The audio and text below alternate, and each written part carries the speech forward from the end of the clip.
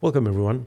So in this video, I'm going to show you how you can run Visual Studio Code without any extensions enabled. So by default, when you open up VS Code, you probably have installed and enabled a couple of extensions. A quick way to see the list of installed and enabled extensions, and I will show you the difference between the two, is you can go to the extensions panel, and in here you can find under installed all the extensions that you have installed, but you might have some extensions that are installed, but you have temporarily disabled them.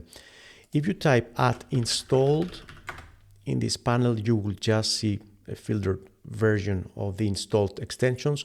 Otherwise, you can also see downloadable extensions, meaning extensions that you can download and install on your system. So all these are installed, but some of them might be disabled. So if I click on this, you will see this is an installed extension. It's currently enabled. So I can either disable or uninstall, completely uninstall this extension. But if I scroll down, there are also some installed extensions on my machine that are currently disabled for some reason. I decided to disable them temporarily so I can enable them or even uninstall. And a quick way to filter the installed extensions and show you either all the enabled or all the disabled extensions is you can type enabled in here, and here are all the installed and currently enabled extensions. And if I type disabled, I will see all the currently installed extensions that are also currently disabled. Now, there are cases and times when you really want to run VS Code without any extensions enabled. There are a couple of ways that you can run VS Code without all these extensions running. One is to close VS Code and go through the terminal route. So you can type code space -- disable extension. Code is kind of like the command line, like terminal command. You can run this and then VS Code will run. You will see there's a different kind of like styling. There is this message here. It says all installed extensions are temporarily disabled. So now we are running VS Code without any extensions enabled. You can either click reload and enable extensions if this was like some command that you run accidentally, or we can close this message and then test VS Code in an environment that has all extensions disabled. No extensions are enabled at this point. If I go to install, you will see all the list of my installed extensions, but none of this is actually running. So that's just one way, that let's say command line way. But let me close and show you another way that you can do it. I will open up VS Code. This time it just runs normal way with all extensions. You can see here that I've set to be enabled. So everything looks good.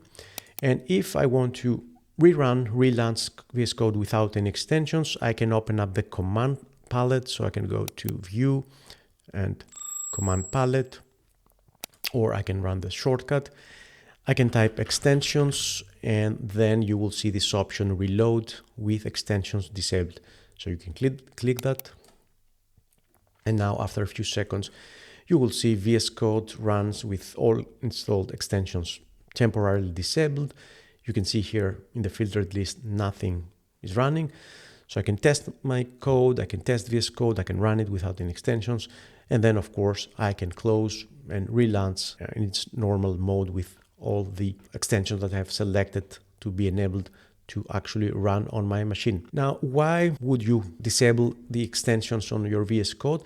There are quite a few reasons why you might want to do that. One is that sometimes you might detect some erratic behavior in your VS Code. Something doesn't work as expected, or there's a strange behavior, and you want to narrow down the bug to an actual extension that is causing the bug or the issue, or VS Code itself. So if there's some erratic behavior happening while you're doing something, while you're running code, while you're using the editor, you might want to run VS Code without any extensions enabled. See whether that bug still appears, that behavior still is there. And if it's there, you just narrow it down to VS Code itself. So that might be a bug or maybe a feature in VS Code itself. Otherwise, you can just enable all extensions or disable them and then enable these extensions one by one. and see which one is causing the issue, which one is causing this erratic behavior to happen. And then you will have narrowed it down to specific extension that might be causing this issue.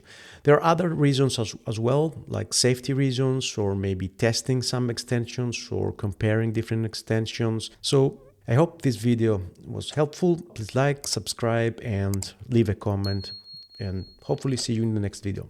Bye bye.